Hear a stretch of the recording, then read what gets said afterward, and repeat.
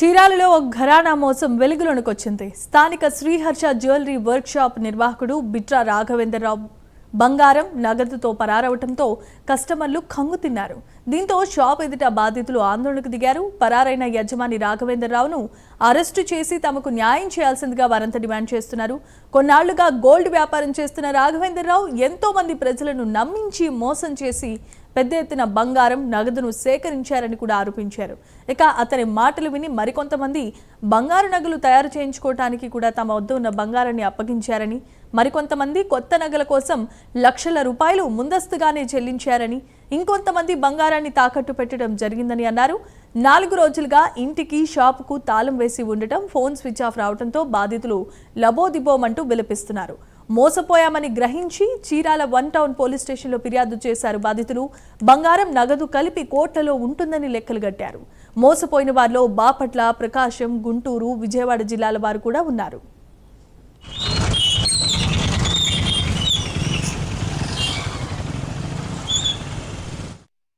వాళ్ళు 20 సంవత్సరాల నుంచి మాకు తెలుసు. ఫస్ట్ నారాయణ తెలుసు, తర్వాత రాఘవాన్ని పరిచయం చేసి ఈయన మా తమ్ముడు నమ్మకంగానే మేము ఎలా చేస్తున్నాం అలాగే చేస్తున్నాం అని చెప్పారు. అప్పటి నుంచి అలా నమ్మకంగానే చేస్తున్నాం. ఈ మధ్యన నాకు 2 నెలల క్రితమే ఆంటీ బంగారం రేటు పెరుగుతుంది తీసుకోమని చెప్పాడు. సరే అని తీసుకున్నాము. నేను వడ్డీ ఇస్తాను మీరు ఇక్కడే పెట్టండి అని చెప్పాడు. పెట్టాము. ఆయన తర్వాత ఫోన్ స్విచ్ ఆఫ్ అవుతుంది. ఏంటంటే షాప్ దగ్గరికి వచ్చాము. షాప్ ఏమో క్లోజ్ అయిపోయి ఉంది. దయచేసి అది ఎవరో కూడా ఇట్లా మోసపోకండి. మేము మోసపోయాం, మా బిడ్డలు అందరూ అన్యాయం అయిపోయారు. ఇట్లా మోసపోకుండా మంచి షాపులకు వెళ్ళి కొనుక్కోండి. కానీ రాఘవాన్ని మాత్రం వాళ్ళ అన్నయ్యని రాఘవాన్ని ఖచ్చితంగా తీసుకురావాలి. మీడియా వాళ్ళందరూ మీరందరూ ప్రయత్నించి పోలీసులకు చెప్పి ఎత్తైనా కానీ రాఘవాన్ని వాళ్ళ అన్నయ్యని కూడా రోడ్డు మీద తీసుకురావాలి. గత 10 సంవత్సరాల నుంచి ముందుగా వర్కర్ గా స్టార్ట్ అయ్యి వ్యాపారం చేస్తూ బిట్రా రాఘవేంద్ర అనే వ్యక్తి వాళ్ళ అన్నయ్య అతను కలిసి షాప్ పెట్టి తర్వాత రాఘవేంద్ర హ్యాండ్ ఓవర్ చేసుకున్నాడు. ఎంతో నమ్మకంగా మేము చీరాలు హోల్సేల్ చేస్తుంటాము, ఎన్నో షాప్స్కి ఇస్తూ ఉంటాము, తీసుకుంటూ ఉంటాము.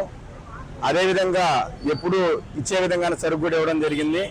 కానీ అందరినీ నమ్మించి ఈ విధంగా మోసం చేస్తాడని ఎప్పుడు అనుకోలేదు.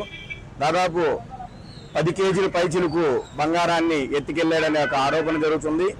ఈ విషయంలో పోలీసు వారు, డిపార్ట్మెంట్ వారు ఖచ్చితంగా చర్యలు తీసుకొని మళ్ళీ ఇంకొక వ్యాపారస్తులు ఎవరూ కూడా ఈ విధంగా చేయకుండా కఠిన చర్యలు తీసుకోవాలని కోరుతున్నాను.